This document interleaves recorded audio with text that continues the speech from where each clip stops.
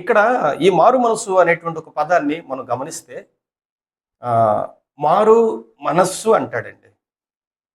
అంటే ఏంటి? మనస్సు మారాలి. మనస్సు మారడం మారు మనస్సు. అయితే ఎందుకు ఈ మాట అంటున్నాడు అనంటే, మారు మనిషి అని అన్నామనుకోండి, మనుషులలో ఒకరిని మనం చూపిస్తున్నట్లు. మారు మనస్సు అన్నాడంటే, మనిషిలోనే ఒక ప్రత్యేకమైనటువంటి విభాగాన్ని చూపిస్తున్నట్టు లెక్క.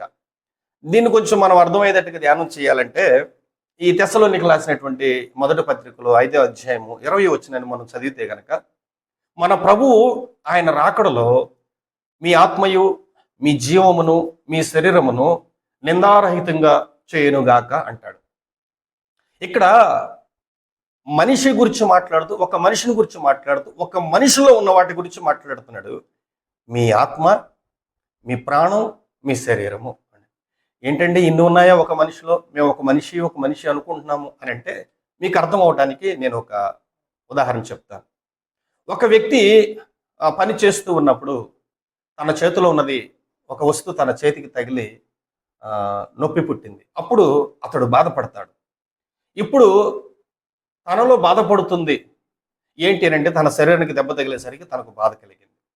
రెండవది, తన కుమారుడికి పని చేసేటప్పుడు ఆ పనిలో దెబ్బ తగిలింది అనుకోండి, ఇతనికి బాధ వేస్తుంది. ఇతని శరీరానికి దెబ్బ తగలలేదే, ఎందుకు బాధ వేసినట్లు? తన ప్రాణం పెట్టుకుని పెంచుకున్నటువంటి ఆ కొడుకుకి దెబ్బ తగిలేసరికి ఇప్పుడు అతనికి బాధ వేసింది. మూడవ సందర్భం, ఎవరైనా నాలాంటి ఒక సేవకుడు వచ్చి వాక్యాన్ని బోధిస్తూ మీరు మారు మనసు పొందండి, రక్షించబడండి, లేకపోతే నరకానికి పోతారన్నప్పుడు అతనికి బాధేస్తుంది. ఏంటి, నేను నరకానికి వెళ్ళిపోతానా? నేను చనిపోయిన తర్వాత నరకంలో అగ్నిలో కాలిపోతానా అని బాధపడతాడు. ఇప్పుడు ఇప్పుడు శరీరానికి దెబ్బ తగిలినప్పుడు తను బాధపడ్డాడు. తన కుమారుడికి దెబ్బ తగిలితే తను బాధపడ్డాడు. ఇప్పుడు తన శరీరానికి దెబ్బ తగలలేదే, తన ప్రాణానికి బాధ వేసింది. ఇప్పుడు తన కుమారుడికి దెబ్బ తగలలేదు, తన శరీరానికి దెబ్బ తగలలేదు. నరకానికి పోతావని నాలాంటి వాడు ఒకడు బోధ చెప్పగానే ఇతనికి బాధ వేసింది. ఇప్పుడు బాధ వేసింది ఎవరికి? నరకంలోనికి ప్రవేశించేటువంటి మనలో ఉన్న ఆత్మకి బాధ వేసింది. మనలో ఈ 3 రకాలైనటువంటి సపరేట్గా విభాగాలు ఉన్నాయి. ఇది పౌలు గారు అక్కడ విభజించి చెప్తున్నటువంటి విషయం. అయితే దీన్ని పౌలు గారు ఇంకొక చోట ఎలా అంటాడనంటే, నా బాహ్య పురుషుడు కృషించుచున్నాను, నా ఆంతర్య పురుషుడు దినదినమో నూతన పరచబడుతున్నాడు అని అంటాడు. ఇక్కడ 2 రకాల మాట. ఒకటి బాహ్య పురుషుడు, రెండోది ఆంతర్య పురుషుడు. రెండు రకాలుగా 2 స్వభావాలుగా మార్చాడు. గలతీయులకు రాసిన పత్రికలో కూడా శరీరము ఆత్మ అన్నాడు. మరి ప్రాణం ఏంటి అని కనుక మనం ఆలోచిస్తేనండి, ప్రాణము ఈ లోకంలో ఉన్న మట్టుకు ఉండేదే, శరీరము ఈ లోకంలో ఉన్న మట్టుకు ఉండేదే. అందుకని ఈ శరీరము ఈ ప్రాణం ఎలా ఆలోచిస్తాయి అంటే, ఈ లోకంలో ఉన్నదాని గురించి మాత్రమే, ఈ లోకంలో ఉన్న ఆనందాల గురించి మాత్రమే, ఈ లోకంలో సంతోషాల గురించి మాత్రమే ఆలోచిస్తుంటాయి. ఇది శరీర స్వభావం. కానీ ఆత్మ ఈ లోకంలో ఉన్న దేన్ని తినలేదు, దేన్ని అనుభవించలేదు, దేన్ని ఆస్వాదించలేదు. పరలోక రాజ్యానికి మరణం తర్వాత కూడా ఉండేది ఏదన్నా ఉంటే ఆత్మే. ఈ ఆత్మ మరణం తర్వాత పరలోకానికి నరకానికి వెళుతుంది. అందుకని శరీరం ఆత్మ విరోధంగా పనిచేస్తాయి అంటాడు. ఈ 2 వేరు వేరు అన్నాడు. మీకు అర్థమైంది కదా. ఇప్పుడు ఈ విషయం గురించి మనం ఆలోచిస్తే, ఇప్పుడు మనస్సు అంటే అది. మారు మనస్సు పొందాలి. శరీరంలో కాదు మార్పు రావాల్సింది, మనస్సులో మార్పు రావాలి అంటాడు. చాలాసార్లు మారు మనసు అన్నప్పుడు మన వాళ్ళు ఏవేవో మార్చేసుకుని మేము మారు మనసు పొందేసాం అంటారు. దీనిని గురించి పౌలు బోధిస్తూ అంటాడు, రోమిలకు రాసిన పత్రిక 2వ అధ్యాయం 28వ వచనంలో, అంతరంగమునందు యూదుడైన వాడే యూదుడు, బాహ్యమునకు యూదుడైన వాడు యూదుడు కాదు అన్నాడు. అంటే ఏంటో నేను మీకు అర్థమయ్యేటట్టు చెప్తాను. ఇప్పుడు బాహ్యమునకు యూదుడైన వాడంటే అబ్రహాముకు పుట్టిన వారందరూ కూడా ధర్మశాస్త్రాన్ని బట్టి, దేవుడు చెప్పిన మాటను బట్టి, అబ్రహాముకు దేవుడు చెప్పిన మాటను బట్టి ఏం చేస్తారంటే సున్నతిని పొందుతారు. యూదులైన వాళ్ళు అందరూ కూడా ఈ గోప్యంగా చర్మాన్ని తొలగించుకోవటం వల్ల సున్నతిని పొందుతారు. ఆ సున్నతిని పొందిన వారందరూ కూడా దేవుడు చెప్పినటువంటి విధిని పాటించడం వల్ల యూదులయ్యారు. అయితే ఇక్కడ పౌలు చెప్పే మాట ఏంటంటే, బాహ్యమునకు శరీరములో సున్నతి పొందుట ద్వారాగా మీరు యూదులయ్యామని అనుకుంటున్నారు, అయితే అంతరంగంలో కూడా మీరు యూదులు కావాలి అన్నాడు.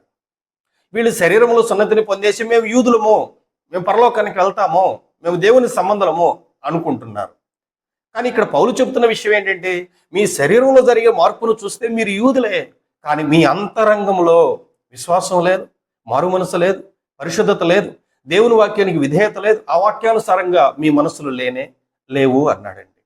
ఇదే మాటని ఈ రోజులకి మనం అన్వయించి మాట్లాడుకుంటారండి, మాకు పరలోక రాజ్యం కావాలి అని, మేము మారు మనసు పొందేశామని ఈరోజు చర్చలకు వస్తున్న వారిని, సంఘాలకు వస్తున్న వారిని, దేవుని వెంబడిస్తున్న వారిని మనం గమనిస్తారండి, మా విశ్వాసం మారిపోయింది, మేము విశ్వాస విషయంలో మారు మనసు పొందేశాము, మా మార్గం విషయంలో మేము మారు మనసు పొందేశాము, అందుకనే మేము మారు మనసు పొందిన దానికి వాళ్ళు బయట మనకు కనపడే స్థితిలో, శరీరం కనపడుతుందండి, మనస్సు కనపడద్దు. శరీరం కనపడుతుంది, మనస్సు కనపడదు. అందుకనే ఈ శరీరం పైనటువంటి కొన్ని తీసేస్తారు. సపోజ్ మనం వేరొక విశ్వాసంలో ఉన్నప్పుడు మన శరీరం మీద కొన్ని మనం అలంకరించుకుంటాం, కానీ మనము యేసుప్రభు నమ్మే వలన కానీ కొన్ని మనం తొలగించుకుంటాం. అయితే ఇప్పుడు వాళ్ళ శరీరం చూస్తే వీళ్ళు క్రైస్తవులు అని మనం అనుకుంటాం.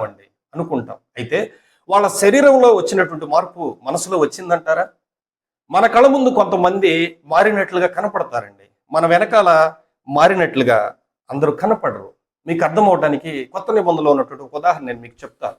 యేసుప్రభు ఏమంటారంటే, వ్యభిచారం చేయవద్దన్న మాట విన్నారు కదా, మోహపు చూపు చూచు ప్రతివాడు వ్యభిచారం చేశాడు అన్నాడు. వ్యభిచారం అనేది దేంతో చేస్తామండి? శరీరంతో చేస్తామండి. కానీ ఇక్కడ యేసుప్రభు ఏమంటాడు?